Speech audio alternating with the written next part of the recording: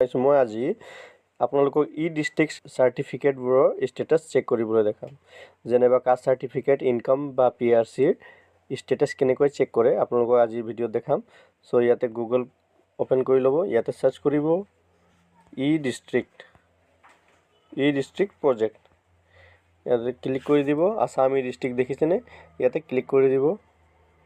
Click কৰি দিয়াৰ পাছত এনেকুৱা এটা ইণ্টাৰফেচ ওপেন হ'ব, এপ্লিকেশ্যন ষ্টেটাছ। ইয়াতে এপ্লিকেশ্যন নং নিজৰ এণ্টাৰ কৰি দিব। মই নিজৰ এণ্টাৰ কৰি দি আছোঁ।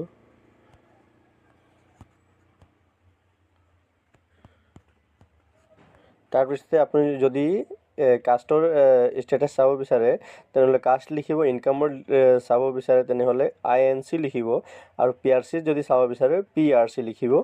মই ইনকামৰ চাম যিহেতু মই ইনকাম লিখি দিছোঁ INC, আৰু স্লেছ দি কিনি নিজৰ এপ্লিকেশ্যন নাম্বাৰটো ইয়াতে এণ্টাৰ কৰি দিব।